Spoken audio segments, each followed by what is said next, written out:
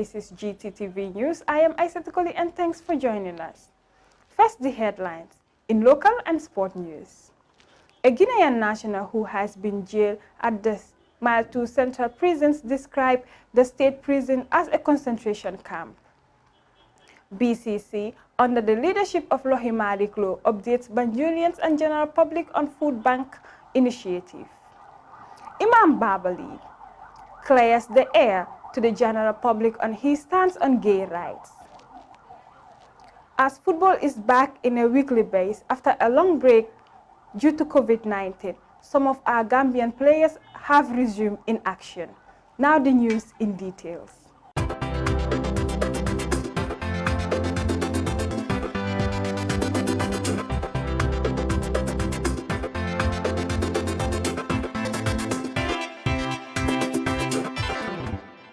Ghanaian national on Thursday appears before the TRRC.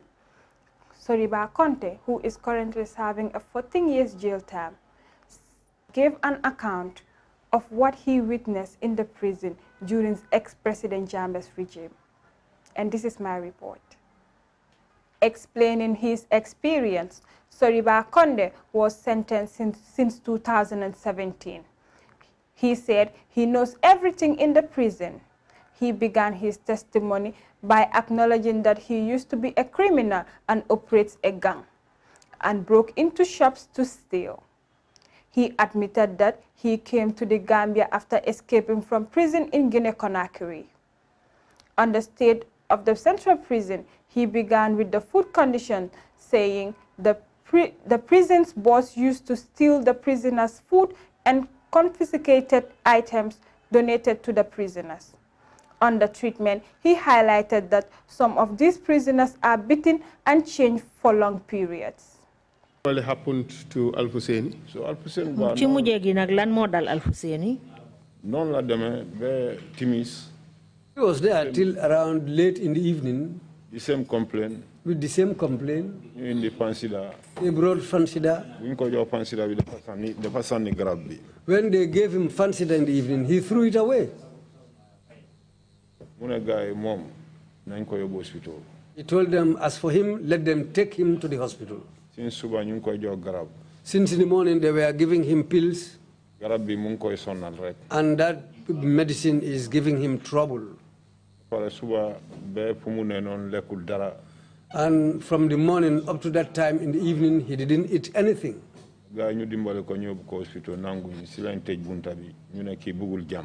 He told them to help him and take him to the hospital. They refused up to the point, up to the time when they closed the doors. They said the man is not a peaceful man. Because the medicine they gave him, he decided to throw it away. That's why they said, he's not a man of peace. He was there like that till late in the evening, till late in the night. Around 1. He was still crying. They called another medic called Jane. Jane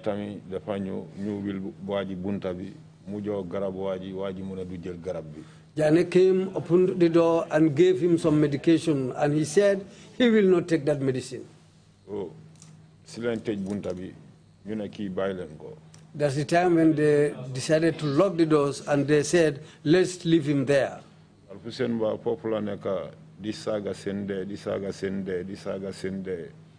Why was he Al-Husseini was there insulting their mothers. Why was he doing that?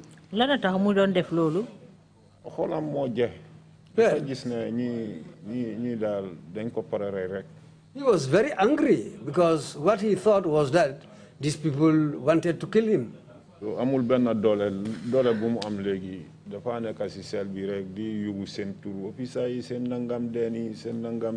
Because he has nothing to do. What he was able to do was to shout the officers and insult their parents. And he was left to languish in that cell?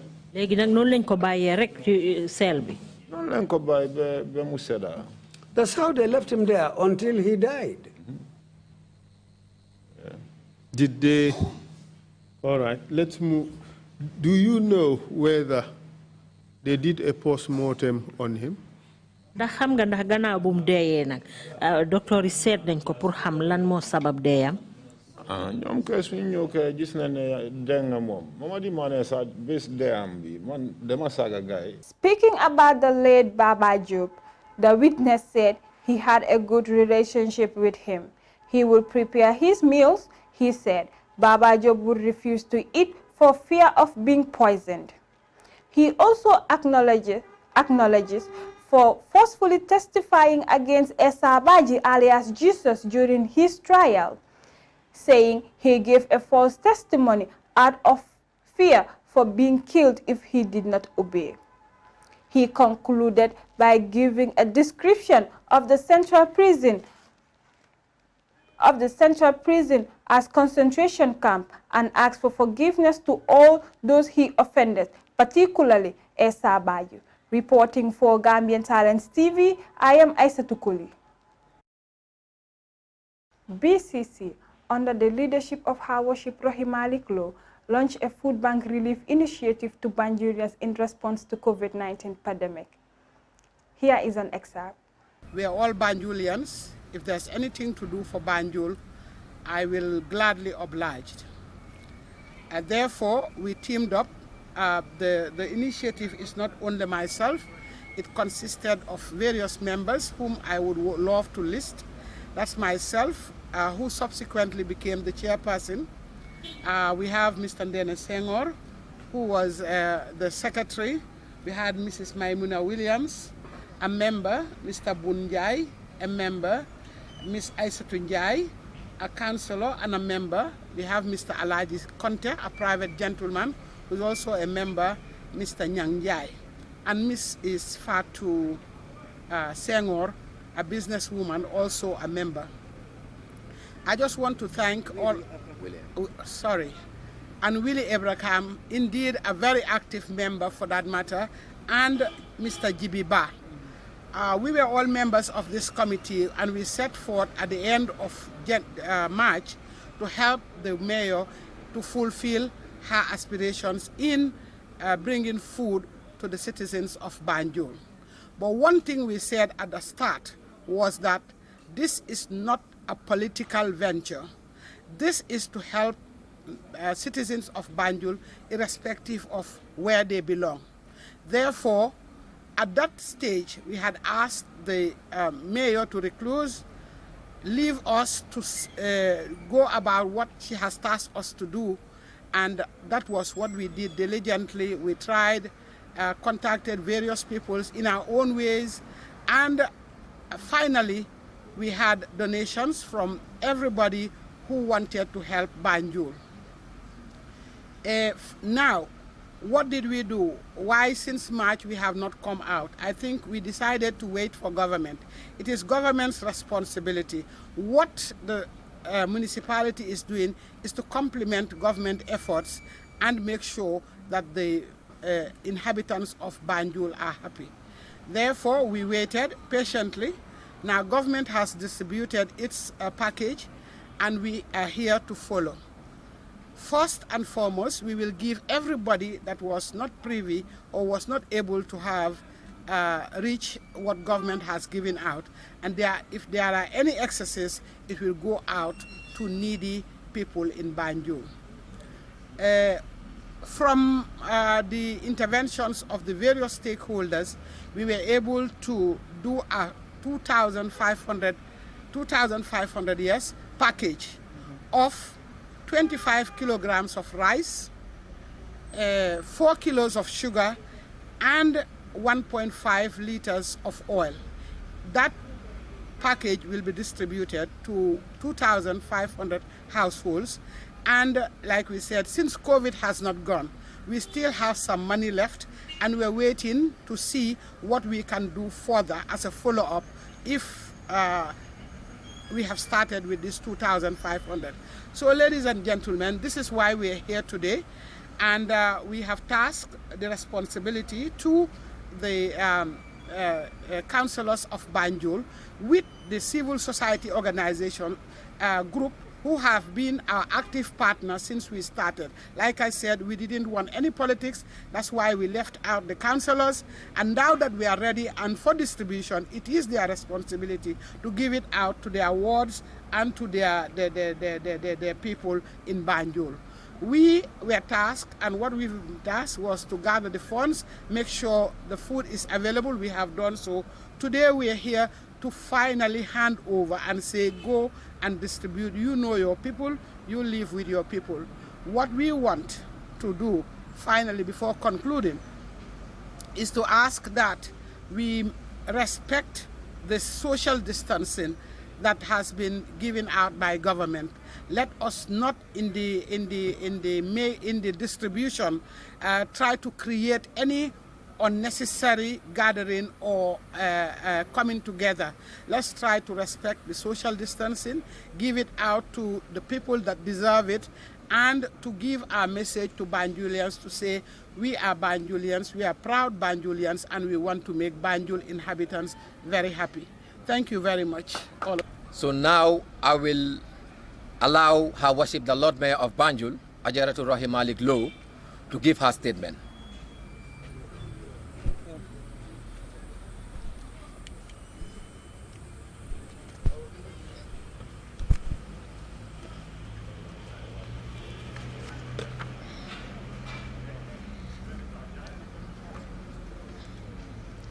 Banjul Relief Initiative Task Force team, civil society organizations, media houses here present, distinguished colleagues, good afternoon.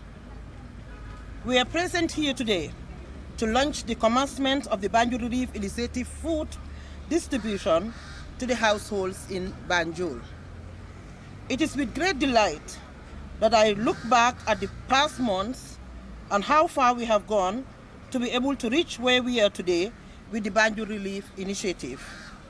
Allow me to highlight that these are trying times in the country with the outbreak of COVID-19 and its impact in our daily lives, which has affected us not only economically, but across all sectors of development. First of all, I would like to commend the Banjul Relief Initiative Task Force. These dynamic individuals left their engagements and answered to our call to support in this process. Through their involvement, we have been able to lobby support from companies, institutions, philanthropies to make this a reality. To the civil society organizations under the leadership of Isatou, I must appreciate all the capacity and efforts you invested in this process by doing a survey in all households, distribution of government's food aid, scoping the food items for the initiative, among others. Your contribution towards the development of Banjul is well appreciated. To my councillors and staffs of council, I sincerely thank you for supporting this initiative. We wish to inform everyone that the Banjul Relief Initiative food aid is to complement the efforts of the government, as highlighted by the chairperson. 50% of the households have already received their packages, and this second phase will be distributed to the remaining households that didn't benefit from the government's package. Allow me to inform you that the food assistance distribution will commence today for a maximum of a week. Finally, as we launch the distribution of the food assistance, I wish to thank all the donors who contributed towards the success of the initiative in one way or the other. We are still calling on others to support the initiative because the development and well-being of the capacity of the capital city, Banjul, should be concern for all. In the services of the progressive development, we remain. Thank you very much. Imam Babali of Human Rights Commission on a press conference clears the air on his stance on gay rights. Here is an excerpt. And I'm sure you need me to say something as well. So being the case, I'll start by apologizing to all media houses in the country and some out of the country even, because I have a lot of calls for the last 2 weeks requesting to have an interview with me, and I refuse.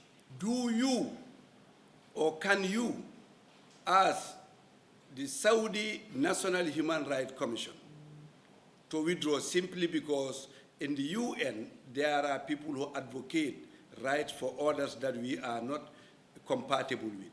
Do you ask the Gambia as a government, as a conservative country, as a predominantly religious country, to withdraw their membership from ECOWAS?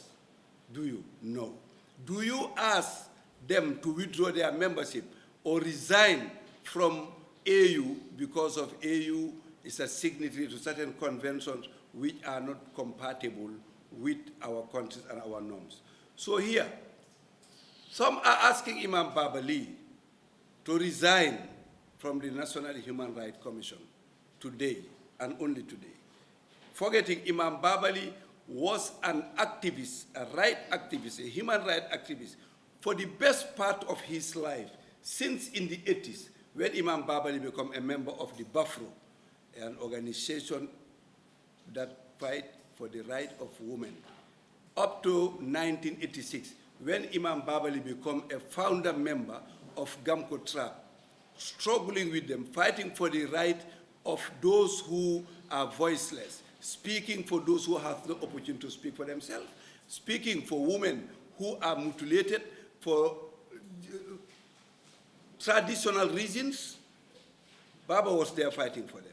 Baba was there fighting for those who are arrested illegally, without due process, tortured, some killed in those days, till Baba himself became a victim of what he believed in. He was not asked at that time to resign, because there was nothing lucrative for Baba to be forced to resign. Baba was fighting for those people till Baba became an exile, an asylee in a foreign countries for the reason of what he believed in and what he was fighting for. Today, Baba is asked to resign from National Human Rights Commission because Baba became an imam and a commissioner. What a jealousy is that? What selfishness is that? What ignorance is that? And you have Muhammad Saudi in the National Human Rights Commission in Saudi Arabia as a Muslim who pray far more than what I pray, who believe in Muhammad far more than me. Nobody asked him to resign. You have many Muslims all over the world as human rights activists. But unfortunately, it came from somebody who are dearly respect, who are dearly believe is educated, who are dearly believe is well-connected internationally, who knows what is happening all over the world, asking me today because I'm a Muslim.